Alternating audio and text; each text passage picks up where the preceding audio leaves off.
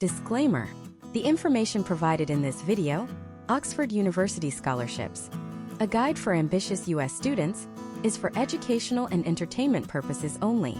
It does not constitute professional career, financial, or legal advice. While every effort has been made to ensure the accuracy of the information presented, scholarship requirements, deadlines, and funding availability are subject to change by the University of Oxford and its affiliate funding bodies. Viewers are strongly advised to conduct their own due diligence, consult with official university admissions representatives, and verify all details on the formal University of Oxford and Rhodes Trust websites before making any academic or financial commitments. Participation in any scholarship application process is at the sole risk and discretion of the applicant. Most American students are currently walking into a debt trap that will take them 30 years to escape, all while ignoring a secret door to the most prestigious credential on the planet that actually pays them to attend. Every year, thousands of high-achieving U.S. seniors apply to the Ivy League, bracing themselves for a 4-year price tag that now exceeds $400,000. Meanwhile, a tiny fraction of informed applicants is looking across the Atlantic at a 700-year-old institution that offers a literal golden ticket: the chance to have your tuition, your housing, your flights, and even your monthly Starbucks habit paid for by the elite foundations of the United Kingdom. We are talking about the University of Oxford, a place where the acceptance rate for some of the world's most lucrative scholarships is statistically lower than becoming a professional athlete, yet the strategy to win them is hidden in plain sight.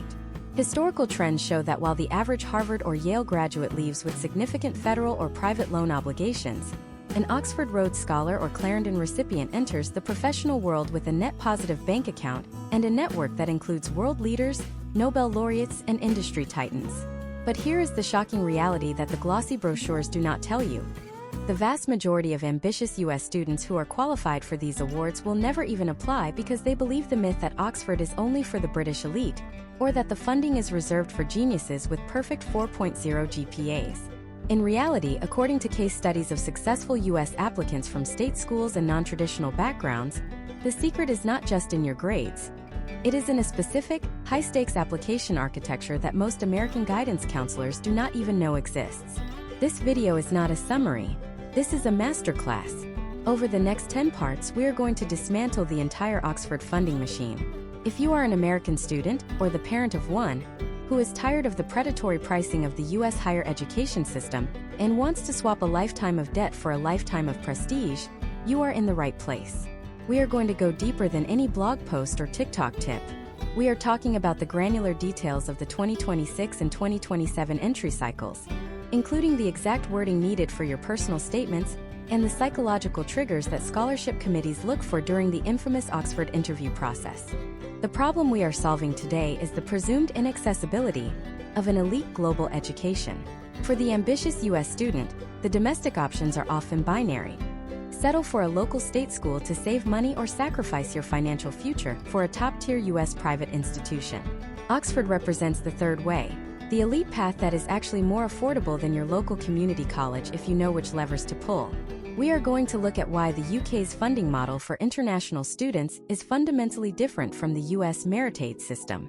We will explore how a US citizen can bypass the FAFSA nightmare entirely and instead tap into endowments like the Pershing Square Foundation or the Erdogan Graduate Scholarship Program, which are specifically designed to find and fund the next generation of global leaders from North America. Think about the stakes for a moment. If you follow the traditional U.S. path and attend a top-tier American university for graduate school, you might be looking at a cost of attendance of $120,000 per year. Over a 2-year master's program, that is $250,000.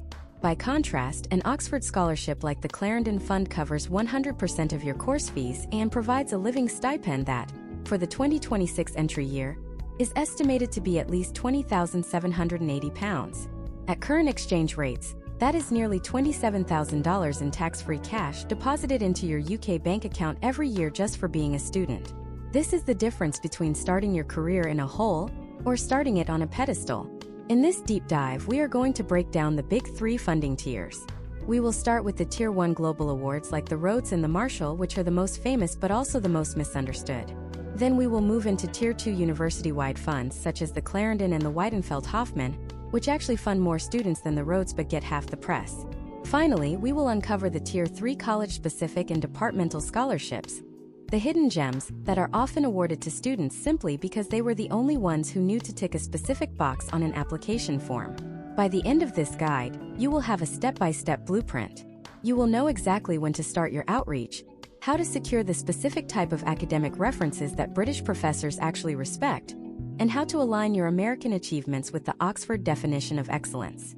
We are going to examine real-world data on successful applicants, showing you that you do not need to be a legacy student or a child of a diplomat to win.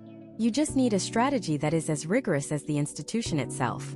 If you have ever felt that the doors to the world's best education were locked behind a paywall you could never afford, I am here to tell you that the key is currently sitting in an admissions office in a small city 60 miles west of London. But the window is closing. Deadlines for the 2026 to 2027 academic year are approaching faster than you think, with some major cycles ending as early as October and January. This masterclass is your unfair advantage.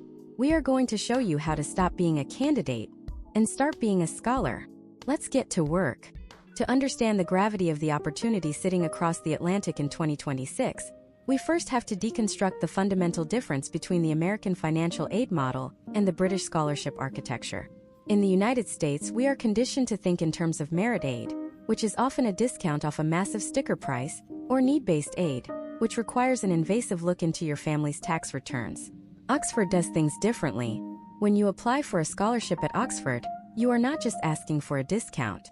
You are entering a competition for an endowment that views you as a high-yield human investment. Imagine a student named Alex, a senior at a large state university in Ohio.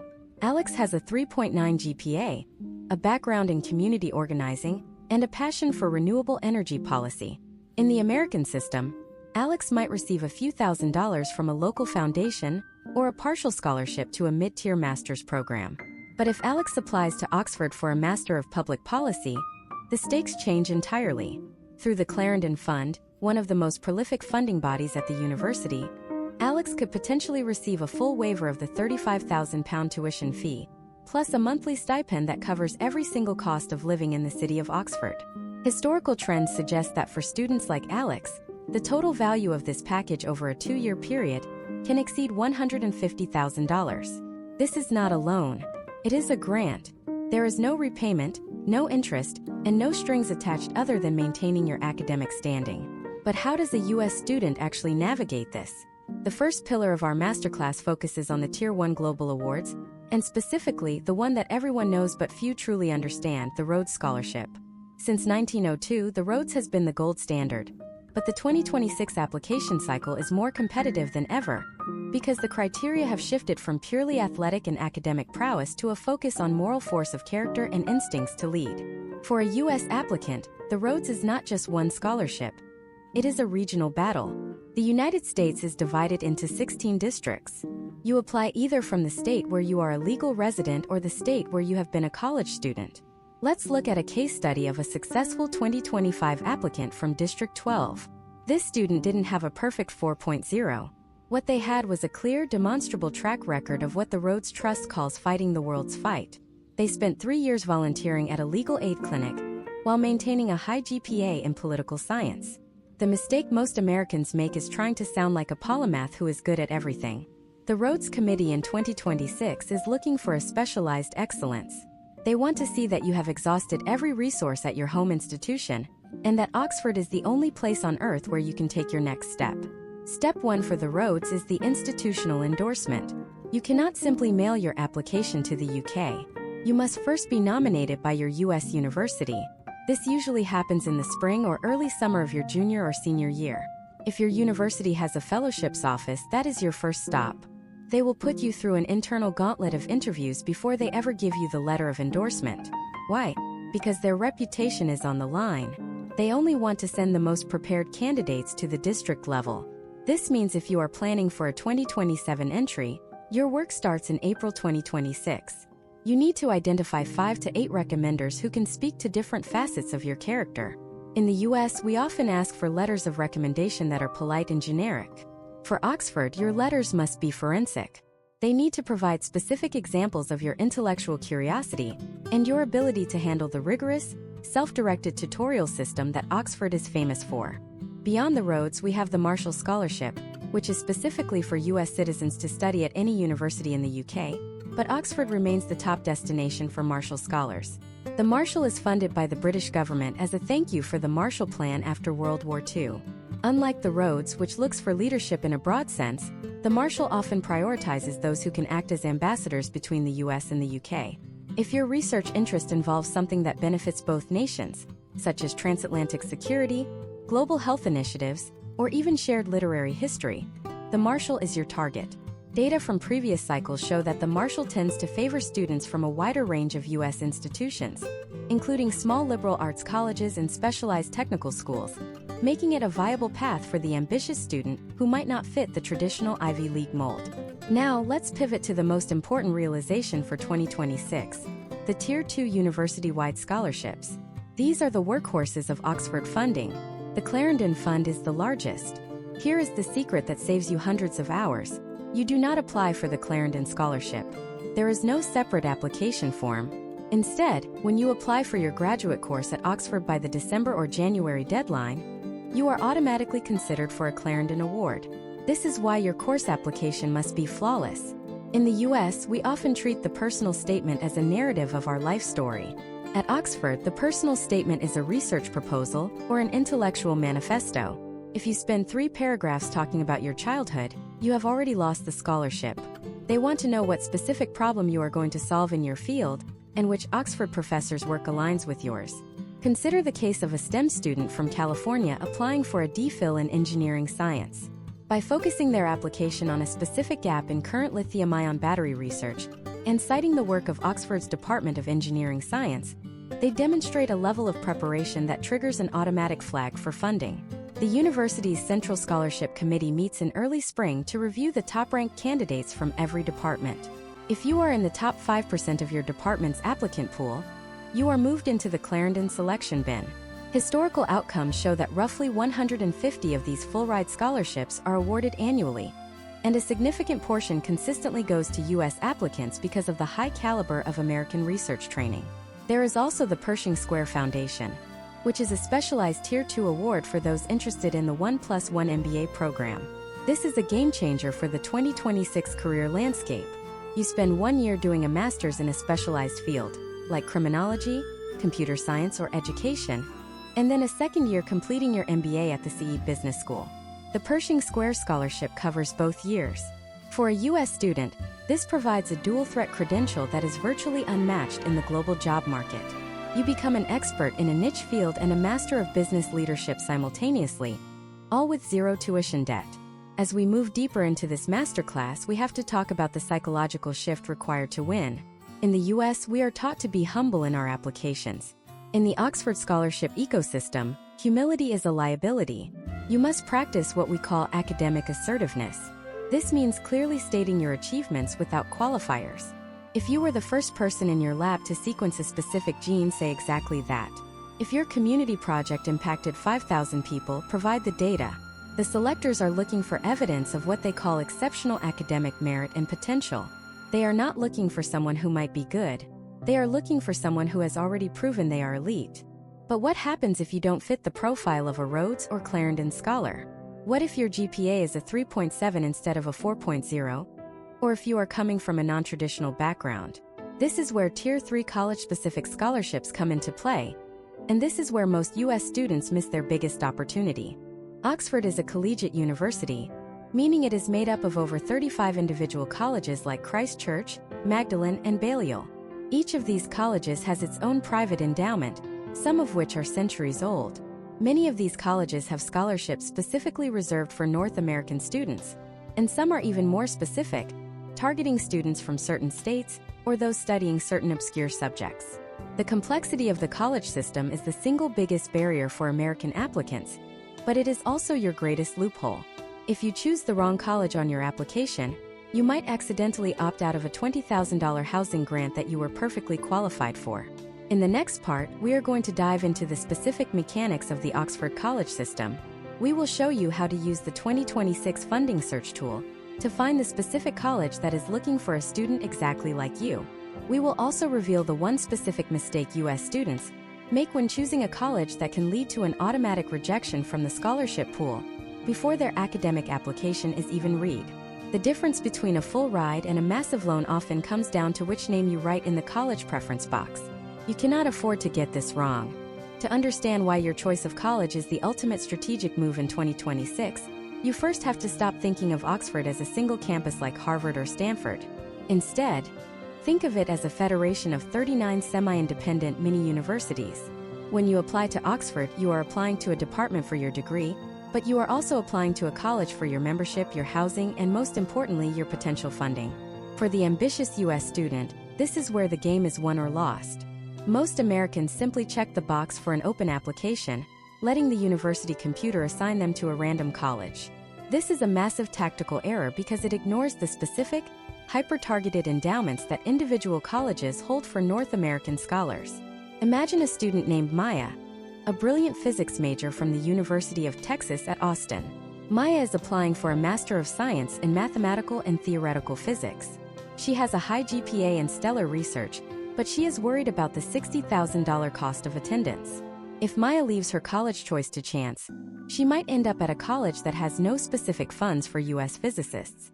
However, if she does her due diligence in 2026, she might discover that a college like Exeter has specific historical ties or a donor-backed bursary for North American graduates in the sciences. By naming Exeter as her preferred college, she positions herself directly in front of a selection committee that is specifically looking to spend money on someone with her exact profile. Historical trends show that certain colleges are significantly wealthier than others. St. John's College, for instance, has an endowment that exceeds £600 million. Christ Church and Magdalen are similarly affluent. These wealthy colleges often have the capacity to offer what are known as match-funded scholarships. This is a crucial concept for the 2026 application cycle. Oxford University has a central pot of money, but they often look for a college to split the bill. If you are accepted by a wealthy college that is eager to have a top-tier U.S. student in their ranks, that college can offer to pay half your tuition if the central university pays the other half. If you are at a smaller, less endowed college, they may not have the funds to match, and your chance at a full-ride scholarship could vanish, even if you are an academic superstar. Let's look at the step-by-step process of using the Oxford Fees, Funding and Scholarship Search tool, which is the most powerful weapon in your arsenal for the 2026 to 2027 cycle. You don't just search for scholarships, you filter by your specific criteria. For a U.S. citizen, you must select your country of residency and your specific course. The search results will then generate a list of every single fund you are eligible for. You will see big names like the Clarendon, but you will also see obscure ones like the Frost Scholarship Program. The Frost is a perfect example of a targeted award. It is specifically for current students of the State University System of Florida who are pursuing master's or doctoral degrees in STEM subjects at Oxford. If you are a student at UF or FSU, this scholarship is a massive opportunity that has a much higher success rate than the Rhodes because the applicant pool is geographically restricted. Now let's talk about the specific mistake that ruins many American applications: the misunderstanding of the college preference box. When you fill out your application, you can either select a specific college or choose an open application. Many U.S. students choose an open application because they think it makes them look flexible. In reality, it often makes you look like you haven't done your research. Oxford values students who understand the collegiate system. Choosing a college shows that you have looked into their academic community, their fellows, and yes, their funding opportunities. Consider the case of a student applying for a master's in United States history. This student should look for colleges with a strong tradition in American studies, or those that house the Rothermere American Institute. By choosing a college like University College or Pembroke, which have strong faculty ties to U.S. history, the student is not just finding a place to sleep. They are finding a committee of experts who have a vested interest in funding the next generation of American historians. Historical outcomes suggest that departmental interest often dictates where the scholarship money flows. If the lead tutor in American history at a specific college wants you, they will fight to secure a college-based scholarship for you. Step 2 in this college funding strategy is the timing of your application. While the university has various deadlines in November, December, and January, the scholarship deadline for most graduate courses is usually the January deadline. If you submit your application in March, you might still get accepted to the course, but you will be completely ineligible for 95% of the university's funding. For the 2026 to 2027 entry, This means your entire application package, including your transcripts, your personal statement, and your 3 letters of recommendation, must be submitted, and your references must have uploaded their letters by early January 2027 at the latest. There are no exceptions. The Oxford system is famously rigid. If your third recommender is 1 day late, you are out of the scholarship running. Let's dive into a scenario for a non-traditional US student, perhaps someone in their late 20s who has been working in the tech industry in Seattle and now wants to study the ethics of AI. This student might think they aren't right for a traditional college. But in 2026, Oxford has several graduate-only colleges like Wolfson, St. Antony's, and Linacre. These colleges are specifically designed for mature students and have a very international, research-focused atmosphere. More importantly, they often have specific pots of money for what they call social impact scholars. If this student can demonstrate how their work in Seattle has prepared them to tackle global ethical challenges, a college like Kellogg might offer a substantial bursary that isn't even listed on the main university pages. But how do you find these hidden gems? You have to go to the individual college websites and look for the page titled Financial Support or Graduate Scholarships. This is forensic work. You are looking for names of funds like the Michael Wills Scholarship or the U.S. Friends of Oxford Scholarships. These are often funded by alumni living in New York or California who want to help fellow Americans reach the city of dreaming spires. Many of these require an extra essay or a separate application form that must be sent directly to the college, not the university. If you only look at the main Oxford application, you will never see these. The data supports this deep dive approach. Case studies of U.S. students who secured full funding often reveal that they didn't just have high test scores. They had a spreadsheet. They tracked every college, every specific fund, and every deadline. They knew that at a college like Lincoln, there might be a fund specifically for students who graduated from a liberal arts college in the Midwest. This level of granularity is what separates a viral success story from a rejected applicant. We also have to address the financial reality of the living stipend. In 2026, the estimated cost of living in Oxford for a single student is roughly £1,500 to £1,800 per month. This covers your room in college, your meals in the dining hall, and your personal expenses. When you are looking at scholarships, you must differentiate between full ride awards, which cover both fees and living costs, and partial awards, which might only cover a few £1,000s. For most U.S. students, a partial award is not enough to make the dream viable, because you still have to prove to the UK Home Office that you have the remaining funds to secure your Tier 4 student visa. This is why targeting the Tier 2 and Tier 3 full funding packages is the only sustainable strategy for someone without a massive personal savings account. As we wrap up this look at the collegiate architecture, there is one more open loop you need to be aware of. Even if you find the perfect college and the perfect scholarship, your application will fail if your personal statement is written in the standard American style. The way we are taught to write in the US, focusing on our personal journey, our struggles, and our dreams, is almost the exact opposite of what an Oxford Scholarship Committee wants to see. In fact, if you use the same essay for Oxford that you used for your Harvard application, you are almost ensuring a rejection. In the next part, we are going to perform a live American to Oxford translation of a personal statement. We will show you the exact phrases to delete and the academic power words you must include to prove you belong in a tutorial. The secret lies in a concept called the research narrative. And if you get this wrong, all the college research in the world won't save you. We'll break down the 2026 linguistic standard for Oxford excellence in the next section. The research narrative is the single most important document in your Oxford scholarship application, and for an American student, it requires a complete psychological overhaul. In the United States, our application culture is built on the narrative of the self. We are taught to write about our obstacles, our personal growth, and how a specific moment in our childhood sparked our interest in a subject. This approach, while effective for Harvard or Yale, is often the reason highly qualified U.S. students are passed over for Oxford funding in 2026. Oxford committees are not looking for your life story. They are looking for your intellectual trajectory. They want to see that you are a scholar who happens to have a life, not a person who happens to have a degree. Imagine a student named Jordan from the University of Michigan. Jordan is applying for a Master of Science in Biodiversity, Conservation, and Management. In a typical U.S. personal statement, Jordan might write about a family camping trip to the Grand Canyon that inspired a love for nature. At Oxford, this is considered fluff. To win a scholarship like the Weidenfeld-Hoffman, Jordan needs to pivot. Instead of the camping trip, Jordan should focus on the specific ecological data gaps in arid land management that they identified during their undergraduate thesis. They should discuss the quantitative methods they use to analyze soil degradation and explain why Oxford School of Geography and the Environment is the only place with the specific geospatial mapping tools necessary to advance that research. This shift from the personal to the technical is what we call the Oxford translation. Historical trends in successful 2025 and 2026 applications show that the most competitive statements follow a three-act structure centered entirely on the subject.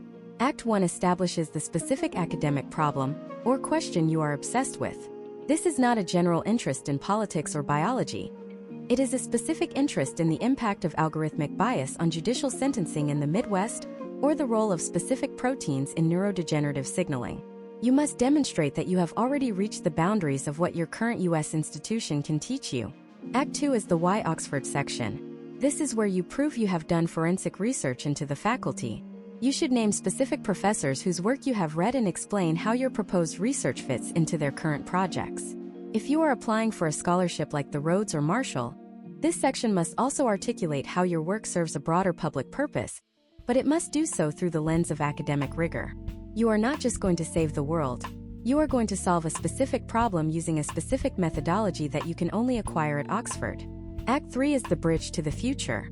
Oxford scholarship committees view their funds as investments in the next generation of global experts.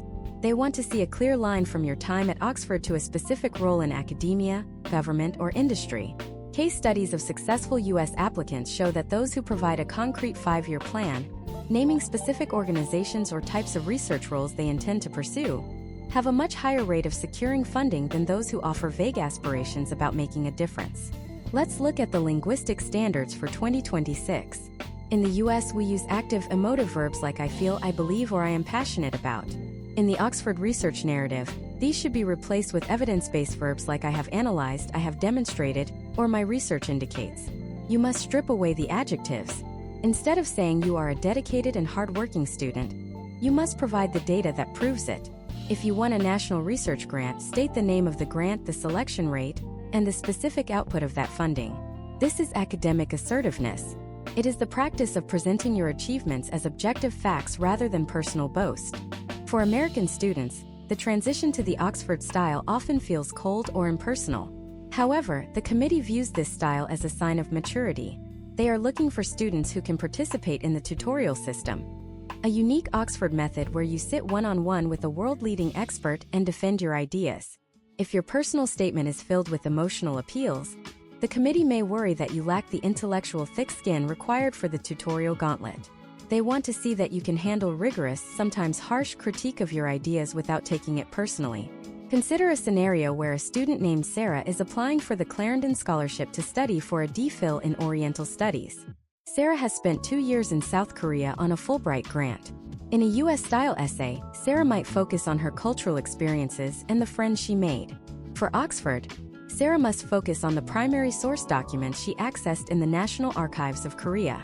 She should discuss the linguistic nuances of the 19th century text she is analyzing, and how she intends to use Oxford's Bodleian Library collections to cross-reference these with British diplomatic records from the same period. This level of specificity signals to the scholarship committee that Sarah is not a tourist. She is a specialist. Data from recent admission cycles suggest that the personal statement is also where you must address any perceived weaknesses in your application with clinical precision.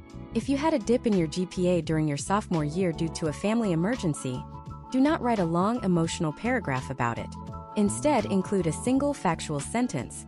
My second-year grades reflect a period of significant family upheaval, which has since been resolved, as evidenced by my subsequent 4.0 GPA in all upper division coursework. This acknowledges the issue without letting it derail the intellectual narrative. As you refine this document, you must also keep the 2026 funding deadlines in mind. Many U.S. students wait until their transcripts are ready to start writing, but the research narrative requires multiple drafts and, ideally, feedback from your current professors. You are looking for what the British call the internal logic of the essay. Every sentence must build toward the conclusion that your presence at Oxford is a logical necessity for your field of study.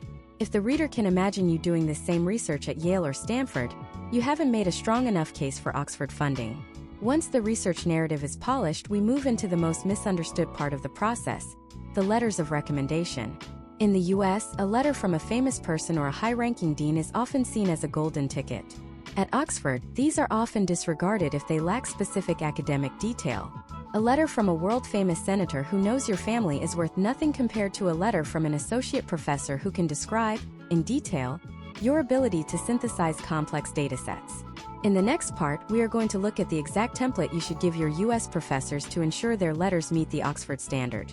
We will also discuss the tactical error of the prestige letter and why it frequently leads to a scholarship rejection. There is a specific code that Oxford dons use to communicate with each other in these letters, and if your recommenders don't use it, your application might never make it past the first round. We will decode that language in the next section. The discrepancy between American and British academic culture is nowhere more apparent than in the humble letter of recommendation. In the United States, we are a culture of superlatives. Every student is a leader, every intern is a visionary, and every grade is an A. Oxford admissions tutors and scholarship committees are well aware of this inflation, and as a result, they have developed a specialized internal filter for reading American references in 2026. If your US professor writes that you are a fantastic student who participated well in class, the Oxford Committee will read that as a polite way of saying you are average and unremarkable. To secure a scholarship like the Clarendon or the Rhodes, your letters must move beyond praise and into the realm of forensic academic proof. Imagine a student named Marcus, a senior at a prestigious university in Virginia.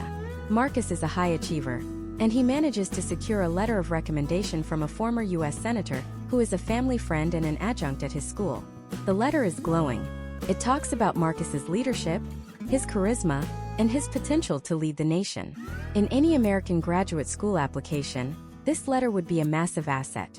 But at Oxford, where Marcus is applying for a Master of Philosophy in International Relations, this letter is a liability. Why? Because the senator cannot speak to Marcus's ability to analyze 19th-century diplomatic manuscripts or his capacity for independent quantitative research. To the Oxford Committee, this looks like an attempt to use prestige to bypass academic rigor. Historical trends show that scholarship committees prioritize the testimony of a junior lecturer who has actually graded your papers over a world-famous figure who only knows you socially. The first step in your 2026 reference strategy is the selection of your trio. For most Oxford graduate courses and scholarships, you need 3 academic references. The key word here is academic. Unless the scholarship specifically asks for a character reference like the Rhodes, all 3 should be from people who have taught you or supervised your research. You want to select individuals who can speak to different quadrants of your intellectual profile. Professor A might speak to your performance in rigorous seminars. Professor B might discuss your technical skills in the lab or with data sets. Professor C, ideally your thesis advisor, should provide a deep dive into your original contributions to your field. Now let's talk about the Oxford Code. To help your US professors write a letter that actually lands, you need to provide them with a brief of what the British system values. In the 2026 cycle, scholarship committees are looking for one specific metric above all others. Where does this student rank in comparison to their peers over the last 5 to 10 years of the professor's career? A sentence like, Marcus is in the top 2% of the 500 students I have taught at this university, is worth more than 3 pages of vague adjectives. It provides an objective data point that the committee can use to justify giving you a £40,000 grant. You should also encourage your recommenders to discuss your suitability for the Oxford tutorial system. The tutorial is a high-pressure, one-on-one or two-on-two meeting where you must defend your weekly essay against a professor who is a world expert in that topic. It requires a specific kind of intellectual agility. Your professor should provide examples of times when you were challenged in class, took a controversial stance, and defended it with evidence. This proves to the committee that you won't crumble under the weight of Oxford's pedagogical style. Let's look at a case study of a successful 2026 applicant, Elena, who won a scholarship for her DPhil in experimental psychology. Elena didn't ask her department head for a letter just because of their title. Instead, she asked her lab supervisor, a postdoctoral fellow who had spent hundreds of hours with her at the workbench. The supervisor's letter was highly technical. It described a specific instance where an experiment failed, how Elena identified the variable that caused the error, and how she redesigned the protocol. This level of granular detail showed the scholarship committee that Elena possessed the resilience and technical mastery required for doctoral research. It was this specific evidence, not general praise, that moved her application from the pile of thousands into the final interview round. Another critical element for 2026 is the quantified reference. In the US, we often shy away from hard numbers in letters of recommendation, but Oxford thrives on them. If you are applying for a STEM or economics scholarship, your recommenders should explicitly mention your mathematical or computational proficiency. For humanities students, the letter should focus on the volume and complexity of the texts you have mastered. If you have already produced work that is of a publishable standard, your professor must say that. In the British system, being of a publishable standard is a specific milestone that signals you are ready for advanced scholarship. Timing is the final and often most stressful component of the reference strategy. For the 2026 to 2027 cycle, the Oxford application system will send an automated email to your recommenders only after you have registered them in the portal. You do not have to wait until you submit your application to register your references. In fact, you should register them at least 2 months before the January deadline. This gives them ample time to upload their letters. Remember, if your application is submitted by the deadline but your references are not, your application will be considered incomplete and will be automatically disqualified from scholarship consideration. There is no grace period. You must also manage your recommenders' expectations regarding the length and format. While US letters can sometimes be short and punchy, an Oxford reference should ideally be 1.5 to 2 pages of single-space text. It needs to be a comprehensive evaluation of your intellectual life. If a professor asks you to write the first draft for them, a common practice in the US, you must be extremely careful. You should provide them with a list of bullet points and data instead. If the scholarship committee detects that multiple letters were written by the same person, usually the applicant, it is an immediate red flag that can result in a permanent ban from future applications. As we move toward the final stages of the written application, you have to realize that even the most perfect letters and the most brilliant research narrative only get you halfway there. For the most prestigious awards like the Rhodes, Marshall, and many departmental scholarships, there is a final hurdle that terrifies even the most confident US students: the interview. Unlike an American college interview, which is often a friendly chat about your interests, an Oxford scholarship interview is an intellectual combat zone. They are not looking to see if they like you, they are looking to see if they can break your argument. In the next part, we are going to simulate the 2026 Oxford interview experience. We will break down the specific types of questions you will face, including the dreaded impossible question, and show you the exact physical and verbal cues you need to maintain your composure when the world's leading expert tells you that your thesis is wrong. The interview is where the scholarship is actually won, and you need to be prepared for the psychological pressure. The transition from the written application to the Oxford scholarship interview is the moment where many high-achieving American students falter, simply because they treat it like a US corporate or admissions interview. In the United States, we are conditioned to believe that an interview is a personality test designed to see if you are a good fit for the campus culture. We focus on being likable, charismatic, and well-rounded. However, for the 2026 Oxford Scholarship Committees, likability is secondary to trainability. They are not looking for a finished product. They are looking for a mind that is flexible, resilient, and capable of extreme intellectual rigor. The interview is a high-pressure simulation of the Oxford tutorial, and if you approach it as a standard Q&A session, you will likely miss the funding opportunity. Imagine a student named Chloe, a senior at a top-tier university in California. Chloe has spent 4 years perfecting the art of the American academic interview. She knows how to talk about her leadership in student government and her summer spent building homes in Central America. When she logs into her 2026 virtual interview for the Rhodes Scholarship or a departmental award like the Weidenfeld-Hoffman, she expects to be asked about her motivations and her greatest weaknesses. Instead, within 30 seconds of the start, one of the 3 professors on the panel asks her a question that seems to have nothing to do with her resume. If we could quantify the precise economic value of a single human life, should we use that data to determine the speed limits on all major highways? This is what we call the impossible question. For an American student, the instinct is often to panic or to try and find the right answer. In the 2026 Oxford Scholarship ecosystem, there is no right answer. The panel is watching to see how Chloe constructs her framework. Does she consider the ethical implications of utilitarianism? Does she factor in the economic cost of infrastructure versus the psychological impact of grief? Does she ask for clarification on the variables involved? Historical trends in successful Oxford interviews show that the candidates who secure full funding are those who can think aloud, moving through a complex problem with logic and poise, even when they are fundamentally unsure of the conclusion. To prepare for this in 2026, You must understand the two distinct types of questions you will face. The first are the academic deep dives. These will be based directly on your personal statement or your research proposal. If you mentioned a specific study or a specific methodology in your written application, the panel will expect you to defend it in the most minute detail. They may challenge your choice of data or suggest that your conclusion is based on an outdated theory from 2024. This is the pressure test. They want to see if you will fold when challenged or if you can engage in a scholarly debate without becoming defensive. A successful case study from a recent entry cycle involved a student who, when told their thesis was fundamentally flawed, responded by saying, "That is a fascinating critique. If we accept your premise that the data set is skewed, how would you suggest we account for the cultural variables I have identified?" This showed the panel that the student was ready for the high-level collaborative critique that defines an Oxford education. The second type of question is the abstract or lateral thinking question. These are designed to take you out of your comfort zone. You might be asked to discuss the ethics of AI-driven judicial systems, or to explain the concept of justice to a 5-year-old. The goal here is to see your raw intellectual capacity. For the 2026 U.S. applicant, the best preparation is not memorizing facts, but practicing the art of the argument. You should be spending the months leading up to January 2027 reading broadly outside of your field. If you are a scientist, read contemporary philosophy. If you are a historian, look into the basics of game theory. The more diverse your intellectual toolkit, the better you will perform in the lateral thinking portion of the interview. Step-by-step preparation for the 2026 interview must also include a technical audit of your environment. Since many international interviews are still conducted via platforms like Microsoft Teams or Zoom, your digital presence is part of your professional persona.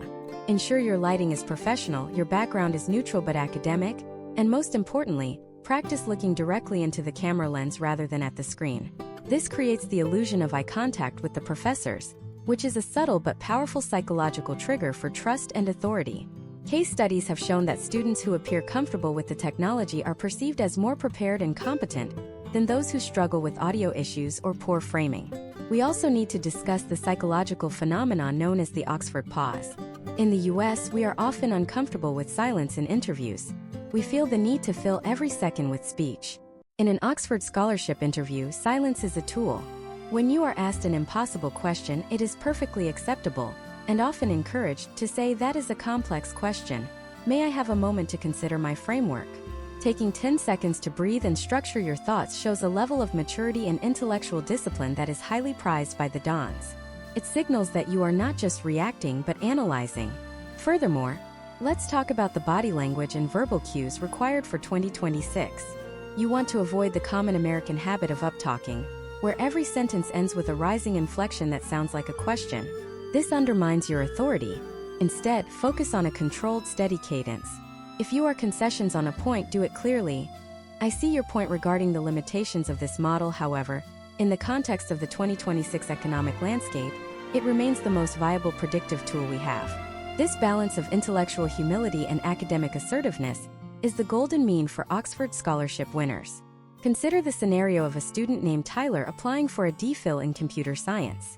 Tyler is a brilliant coder from a top-tier US tech school, but in the interview, the panel asks him about the environmental cost of large language models.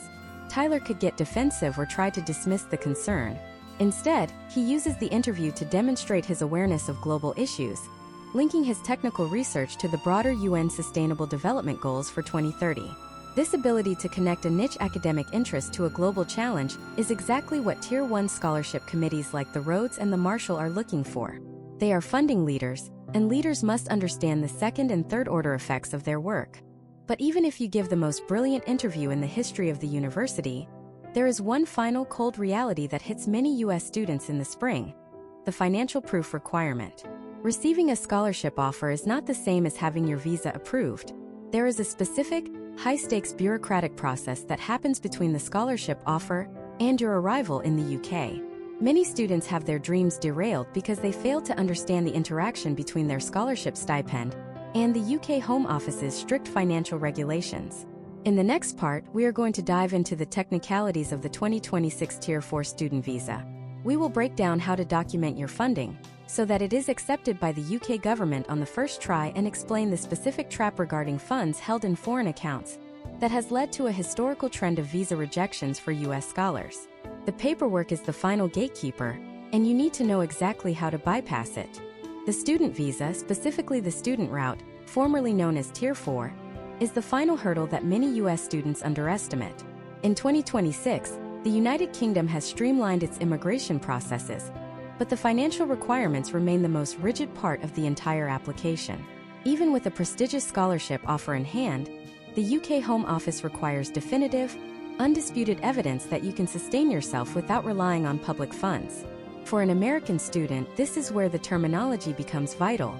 You aren't just a student. You are a sponsored migrant. If your scholarship letter is not phrased in a way that aligns with the Home Office's specific 2026 guidelines, your visa application could be delayed or denied, which in turn could lead to you missing your enrollment date at Oxford. Imagine a student named David from the University of Chicago. David has just won a highly competitive departmental scholarship for his Master of Science in Social Data Science. The scholarship covers his full tuition and provides a stipend of £18,000. David is ecstatic. He submits his visa application in July 2026, thinking his scholarship letter is all he needs. However, the Home Office notices that David's scholarship does not explicitly state that the funds are for living costs, and instead uses the vague term educational support.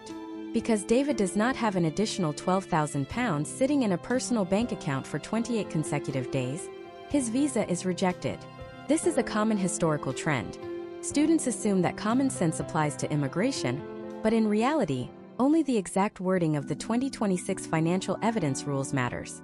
To bypass this, you must ensure your confirmation of acceptance for studies, or CAS, is perfectly accurate. The CAS is an electronic document issued by Oxford after you have met all your academic conditions and confirmed your funding. In the 2026 cycle, Oxford's Graduate Admissions Office is responsible for inputting your scholarship details into the CAS system.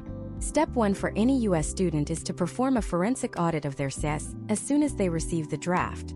You must check that the scholarship amount listed matches your award letter exactly. If your scholarship is being paid by an external body, such as the Marshall Commission or a private U.S. foundation, you may need to provide an official financial sponsorship letter. This letter must be on official letterhead, signed, dated, and must explicitly state your name, the name of the scholarship, the duration of the funding, and a clear breakdown of the amount allocated for tuition versus living expenses. Let us look at the 2026 living costs requirement. For students studying outside of London, which includes Oxford, the Home Office currently requires evidence of £1,023 per month for up to 9 months. This means you must show a total of £9,207 for your living expenses alone. If your scholarship stipend is, for example, £15,000, you are well above the threshold. However, if your scholarship only covers tuition, you must show the full £9,207 in a personal bank account. The trap for many Americans is the 28-day rule. The money must have been in your account for at least 28 days, ending no more than 31 days before the date of your visa application. If your balance drops by even $1 below the required threshold on day 27, the clock resets, and your evidence is invalid. Case studies from 2025 show that dozens of students had to defer their start dates because they moved money between accounts too late in the process. Furthermore, we have to talk about the differentiation of nationalities. As a U.S. citizen, you are currently on the list of differential evidence requirement nations. This means that, in most cases, you do not need to upload your financial evidence or your educational qualifications with your initial online visa application. This is a massive administrative relief, but it is also a dangerous psychological trap. Just because you don't have to submit the documents doesn't mean you don't need to have them. The Home Office reserves the right to request these documents at any point during the processing of your visa. If they ask for your bank statements and you cannot produce them, or if they don't meet the 28-day rule, your visa will be refused. In 2026, the guidance is clear. Act as if you are being audited from day one. Another specific 2026 hurdle is the Immigration Health Surcharge, or IHS. This is a mandatory fee that gives you access to the UK's National Health Service. For a student, this fee is currently discounted, but for a multi-year DPhil or a 2-year master's, it can still total over $1,500. Many Oxford scholarships like the Clarendon do not automatically cover the IHS. You must check the fine print of your award. If it is not covered, you need to budget for this cost upfront during the visa application process. Some college-specific grants can be used to reimburse this fee once you arrive in Oxford, but you will still need the liquidity to pay it during your summer application window in the US. Consider the scenario of a student named Sarah, who is heading to Oxford on a partial scholarship. She decides to use a combination of her scholarship, personal savings, and a US federal direct loan. In 2026, the coordination between US financial aid and the UK visa system is complex. If you are using federal loans, your loan disclosure letter serves as your financial evidence. However, Oxford must first certify your loan through their US loans team.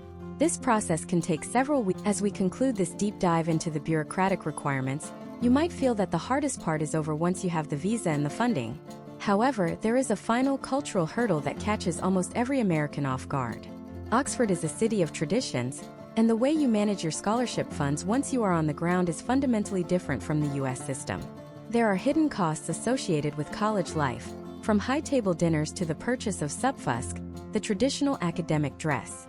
More importantly, the way you interact with your scholarship providers can determine your future funding for doctoral research or postdoc positions. In the next part, we are going to look at the first 90 days in Oxford. We will break down the hidden expenses of the collegiate system and explain the social capital required to navigate the elite circles of the university. Winning the scholarship is only the beginning. Keeping your status as a scholar in the eyes of the university requires a specific type of social navigation that we will decode in the next section. The moment you step off the bus at Gloucester Green in Oxford, your identity as an American student undergoes a fundamental transformation. You are no longer just an applicant with a high GPA. You are a scholar in a city that has been refining the definition of that word since the 11th century. For the 2026 intake, the first 90 days are a whirlwind of tradition, bureaucracy, and high-stakes social integration. Many U.S. students, even those with full-ride scholarships, find themselves mentally and financially drained within the first month because they fail to anticipate the hidden costs and cultural codes of the collegiate system. At Oxford, your scholarship stipend is your lifeline, but how you manage it within the college ecosystem determines your quality of life and your standing within the academic community. Imagine a student named Ethan from a liberal arts college in Oregon. Ethan arrived in October 2026 with a prestigious Clarendon scholarship. He had budgeted carefully for his rent and food, based on the university's living cost estimates. However, within his first week, Ethan realized that he needed to purchase subfusk. This is the formal academic dress required for matriculation, examinations, and certain formal dinners. It consists of a dark suit, a white tie or black ribbon, and a specific type of gown. For a graduate student, this outfit can cost upwards of $150. While this seems minor, it is the first of many hidden entrance fees to Oxford life. If Ethan hadn't set aside a buffer in his US bank account before his first stipend payment arrived in late October, he would have been starting his Oxford career in a state of financial anxiety. Step 1 of your first 90 days is the matriculation ceremony. This is the formal act of being admitted to the university, and in 2026, it remains a ceremony conducted largely in Latin at the Sheldonian Theatre. This is not just a photo opportunity, it is a legal requirement. Historical trends show that students who treat these traditions with respect, arriving on time, wearing the correct gown, and following the protocol, find that doors open more easily within their college. Your college scouts, the staff who maintain your room, and the porters at the lodge are the gatekeepers of your daily life. In the US, we are used to a more transactional relationship with university staff. In Oxford, a respectful relationship with your head porter can be the difference between getting a guest room for your visiting parents or being told the college is full. Let us break down the hidden expenses of the collegiate system. While your scholarship likely covers your battles, the term used for your college bill, which includes room and board, there are several items that are often excluded. For example, many colleges charge a separate JCR or MCR fee. As a graduate student, you will be a member of the Middle Common Room or MCR. This is your social hub, and the termly fee, which might be £30 to £50, covers everything from daily newspapers and coffee to the heavily subsidized social events known as guest nights. Case studies of successful scholars suggest that the MCR is where you build the interdisciplinary network that defines the Oxford experience. If you skip these fees to save money, you are effectively opting out of the very networking opportunities that the scholarship was intended to facilitate. Then there is the concept of formal hall. This is a multi-course dinner served in the college's Great Hall, usually by candlelight, where gowns are mandatory. While your scholarship might provide a meal plan, formals often require a small top-up fee, perhaps 10 to 15 pounds. For a U.S. student in 2026, the temptation is to attend every single one. However, the social capital of Oxford is not built by merely being present. It is built by being a thoughtful participant. Historical outcomes show that the most successful scholars use these dinners strategically, inviting their supervisors or peers from other departments to join them. This is how research collaborations are born in Oxford. You are not just eating, you are conducting intellectual diplomacy. We must also discuss the technicality of the first stipend payment. Most Oxford scholarships pay their stipends in termly installments or monthly through a UK bank account. For a US student arriving in September or early October 2026, opening a UK bank account can be a bureaucratic nightmare. You typically need a letter from your college and proof of your UK address.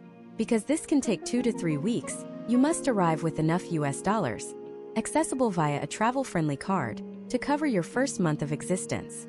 If you rely solely on the scholarship payment appearing on day one, you will find yourself unable to pay for your initial groceries or that essential bike you need to navigate the city. The 2026 advice is to have a minimum of $2,000 in accessible liquid funds before you leave U.S. soil. Consider the scenario of a student named Jasmine, who is studying for a Master of Studies in Global and Imperial History. Jasmine is a first-generation college student from Georgia, and she feels a sense of imposter syndrome when she enters the ornate dining halls of her college. This is a common psychological hurdle for U.S. scholars. The key to overcoming it is realizing that the scholarship committee chose you precisely because of your unique perspective. In 2026, Oxford is more diverse than ever, but it still operates on a currency of intellectual confidence. If you retreat to your room and only focus on your books, you are missing half of the education. The MCR is designed to be a safe space where a physicist can debate a theologian. Engaging in these debates is how you sharpen the skills you demonstrated in your interview.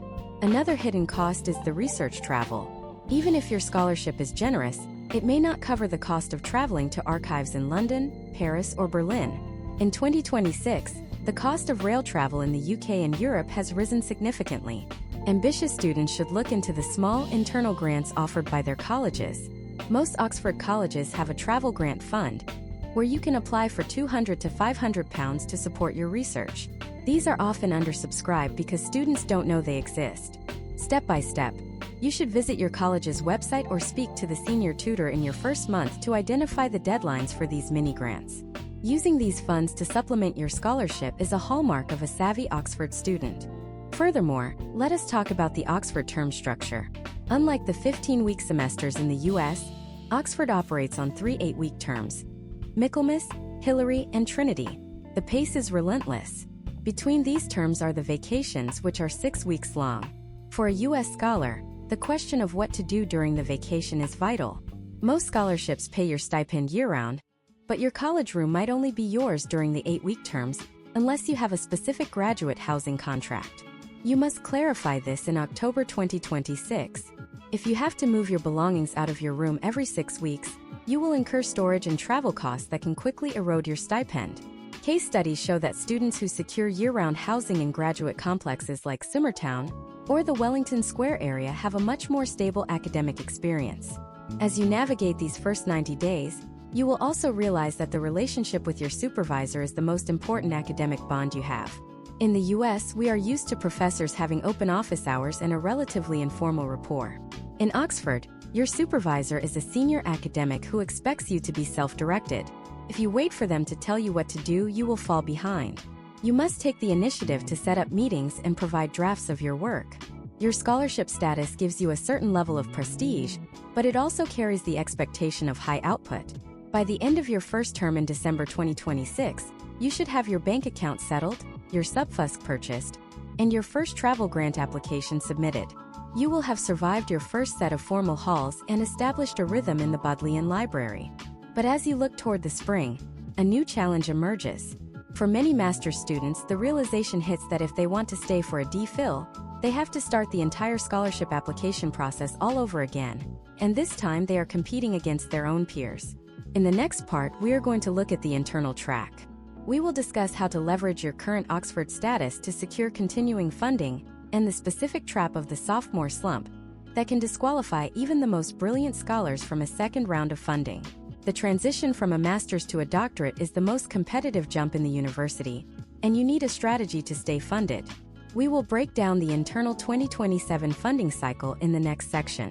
The transition from a one-year master's degree to a three-year Doctor of Philosophy, or DPhil, is the moment where the financial stakes at Oxford reach their absolute peak.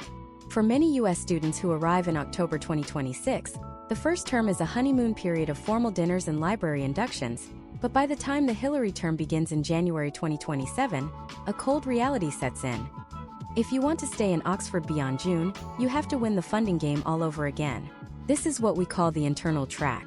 While external applicants from the United States are fighting for a few dozen Rhodes or Marshall spots, you are now an insider. You have an Oxford email address, a college affiliation, and most importantly, access to the professors who sit on the scholarship committees. However, being an insider is a double-edged sword. Historical trends show that the university holds its current students to an even higher standard of academic output than those applying from the outside. Imagine a student named Leo from the University of Washington, who is currently finishing his first term of a Master of Science in Nature, Society, and Environmental Governance. Leo has a full scholarship for his master's, but it does not automatically extend to a DPhil. To stay, Leo needs to secure a multi-year funding package that covers at least 3 years of tuition and living costs, a total value that often exceeds $200,000 in the 2027 economic climate. If Leo simply reuses his old personal statement from his 2026 application, he will almost certainly be rejected. The committee now expects to see how Oxford has already changed him. They want to see the specific data he collected during his first term and how that data justifies a 3-year doctoral deep dive. The first pillar of the 2027 internal track is the supervisor endorsement. In the US, a recommendation from a professor is often a courtesy. At Oxford, your supervisor's support for your DPhil funding is a prerequisite. If your supervisor does not believe your research is worthy of a scholarship, the departmental committee will rarely override that judgment. Step 1 in January 2027 is to have a formal, high-stakes meeting with your supervisor. You need to present a roadmap of your proposed doctoral research that is more granular than anything you have written before. You should be able to name the specific archives, the specific lab equipment, or the specific field sites you will use. Case studies of successful internal transitions show that students who treat their supervisors as partners in the funding search, asking for feedback on early drafts of their DPhil proposal, are significantly more likely to be moved into the high-priority funding bin. Next, we must look at the 2027 Clarendon and departmental cycles. As a current student, you are automatically considered for the Clarendon Fund again when you apply for the DPhil, provided you meet the January deadline. However, there is a technical trap here. The graduate application form for current students is slightly different. You must ensure that your current Oxford grades, even if they are just preliminary marks from your first term essays, are reflected in your application. In many Oxford departments, the difference between a scholarship and a rejection comes down to a single percentage point on a Michaelmas term paper. This is why the sophomore slump, or in the Oxford context, the Hillary term blues, is so dangerous. If you let your academic rigor slip during the dark, rainy Oxford winter of early 2027, you are effectively self-sabotaging your chances for doctoral funding. Let's dive into the Tier 3 college-specific internal funding. This is where being a member of a wealthy college like St. John's, Christ Church, or New College pays massive dividends. Many of these colleges have senior scholarships specifically reserved for their own master's students who are progressing to a DPhil. These awards are often not advertised on the main university website because they are internal competitions. Consider a scenario where Leo is a member of a college with a dedicated endowment for environmental research. In February 2027, he might see a small notice in his college newsletter about the senior scholarship for graduate studies. Because this is a competition limited to the 50 or 60 graduate students in his specific college, the statistical probability of success is 10 times higher than the university-wide Clarendon. The strategy here is to meet with your college's tutor for graduates or senior tutor in the first week of Hillary term to ask for a full list of internal funds you are eligible to apply for. Another critical component of the 2027 strategy is the Research Council funding, such as the ESRC for social sciences or the AHRC for humanities. While these were historically more accessible to UK and EU students, The 2026 and 2027 guidelines have opened more pathways for international students to access these government-backed grants. These are the gold standard of UK funding, because they often include extra allowances for fieldwork and conference travel. However, the application for a Research Council grant is notoriously bureaucratic. It requires a specific type of justification for why your research is of strategic importance to the United Kingdom's research landscape. If you are a US student, you must frame your work not just as an American looking at a global problem, but as a scholar contributing to the intellectual capital of the UK research ecosystem. Historical outcomes suggest that the most successful internal applicants are those who diversify their funding portfolio. They don't just apply for one big scholarship, they apply for 4 or 5 smaller ones that can be stacked. For example, you might win a college bursary that covers your housing, a departmental grant that covers half your tuition, and a US-based external fellowship that covers your living stipend. In 2027, Oxford is increasingly flexible about these combined packages, provided the total amount does not exceed the university's estimated cost of attendance. This requires meticulous record-keeping. You need a spreadsheet that tracks every application, every deadline, and the specific rules of each fund regarding double-dipping. We must also address the psychological pressure of the 2027 internal track. You are living in a city where your peers are also your competitors. You will see friends receive scholarship offers in March while you are still waiting for news. The key to maintaining your academic performance during this period is to focus on what the British call the readiness for research. The scholarship committees are looking for students who have moved past the student phase and into the researcher phase. This means you should be actively looking for opportunities to present your work at Oxford-based seminars or to contribute to student-led journals. Demonstrating that you are an active contributor to the Oxford intellectual community in 2027 provides the committee with evidence that you are a safe bet for a 3-year investment. Furthermore, let's talk about the 2027 contingency plan. What happens if you get into the DPhil program but fail to secure a full scholarship? For a US student, this is a crossroads. You might be tempted to use private US loans to fund a doctorate, but in 2027, the interest rates and the sheer scale of a 3-year Oxford DPhil debt make this a high-risk strategy. Instead, historical trends show that the most resilient students intermit or take a gap year to work and reapply for funding in the 2028 cycle. Oxford allows you to defer your entry in some cases, or you can reapply entirely. Often, having an extra year of research experience or a published paper from your master's makes you an irresistible candidate for a full ride in the subsequent year. As we reach the penultimate stage of this masterclass, you have seen the entire architecture, from the first US-based application to the internal doctoral hunt. You understand the college system, the interview gauntlet, and the visa technicalities. But there is one final piece of the puzzle that most students ignore until it is too late: the exit strategy and the global brand. Oxford is not just a place to study, it is a platform to launch.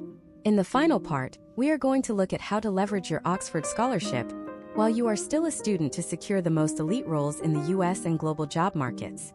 We will discuss the Oxford Career Service, the power of the scholar title on a resume, and the specific alumni networks in New York, DC, and San Francisco that prioritize Oxford graduates. The scholarship is the fuel, but the degree is the engine. We will show you how to drive it to the finish line in the final section. The Oxford degree, when paired with the designation of a scholarship, is more than an academic credential. It is a global passport that carries a specific weight in the US labor market of 2026. However, the value of this passport is not automatically realized. Many American students return home expecting the red carpet to be rolled out, only to find that US recruiters in New York or DC are sometimes unfamiliar with the specific rigors of a 1-year Oxford master's or the self-directed nature of a DPhil. To maximize the return on your scholarship, you must treat your time in the United Kingdom as a high-stakes branding exercise. The goal is to translate your Oxford experiences into the language of American professional excellence. Imagine a student named Sarah, who is completing her DPhil in International Relations at Oxford in 2026. Sarah was a Rhodes Scholar, but she realized early on that the title alone would not land her a senior policy role in Washington, D.C. Throughout her 3 years, Sarah didn't just stay in the Bodleian Library. She actively leveraged the Oxford Career Service and the Oxford University Society of Washington, D.C. She used her scholarship stipend to travel back to the U.S. once a year for the annual Rhodes Association meetups, ensuring her face was known to the decision-makers in her field. When Sarah graduated, she didn't just have a degree. She had a portfolio of 3 peer-reviewed articles, a network of former ambassadors, and a clear understanding of how her Oxford research on transatlantic security solved a specific problem for the U.S. State Department. The first step in your exit strategy is the Oxford Careers Service, located on Banbury Road. In 2026, this is one of the most sophisticated career hubs in the world. They offer a specific program called the Oxford Micro-Internship Program. These are short-term, high-impact placements during the vacations that allow you to work with UK-based or international organizations. For a U.S. student, these micro-internships provide the necessary corporate or NGO experience that balances an otherwise purely academic CV. Historical trends show that students who complete at least 2 of these placements during their degree are significantly more likely to receive multiple job offers before they even submit their final thesis. Step 2 involves the Oxford University Society, the university's massive alumni network. With over 250,000 members globally, and a particularly strong concentration in North America, this is your most powerful tool. In 2026, the New York and DC branches of the alumni network are particularly active, holding monthly events that bring together graduates from across the decades. If you are a scholar, you are viewed as the best of the best within this community. Case studies of recent U.S. graduates show that reaching out to an Oxford alum in a senior position at a firm like Goldman Sachs, McKinsey, or the United Nations often results in an informational interview that a graduate from a domestic U.S. university might never secure. The shared experience of the tutorial system and the college dining hall creates an immediate, high-trust bond. Furthermore, let's talk about the title of scholar. On a U.S. resume, you should not just list your degree. You must prominently feature your scholarship.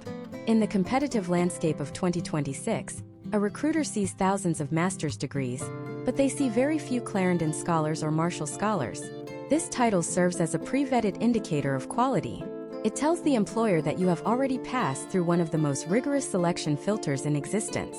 You should include a 1-sentence description of the scholarship's selectivity. For example, awarded to the top 1% of international applicants based on academic merit and leadership potential. This provides the necessary context for a US-based hiring manager who may not know the difference between a college exhibition and a university-wide full ride. We also need to discuss the Oxford to US PhD or faculty track. If your goal is to return to the US for a tenure track position, you must realize that the UK and US academic calendars and requirements are different. An Oxford DPhil is often completed faster than a US PhD because it lacks the 2 years of mandatory coursework. To be competitive for US faculty roles in 2026, you must use your scholarship's research allowance to attend major US conferences like the American Political Science Association or the Modern Language Association meetings. This is where you maintain your visibility in the US academic market. Historical outcomes suggest that Oxford graduates who fail to maintain these domestic ties often find themselves categorized as international applicants, which can complicate the hiring process. Consider the scenario of a student named David, an economics scholar at Oxford. David knew that the U.S. tech sector in 2026 was hungry for data scientists with a theoretical background. While at Oxford, David didn't just focus on his equations. He joined the Oxford Foundry, the university's entrepreneurship center. He participated in a venture capital competition and helped a student startup refine their algorithmic model. When he returned to San Francisco, he was able to talk about his Oxford research in the morning and his venture capital experience in the afternoon.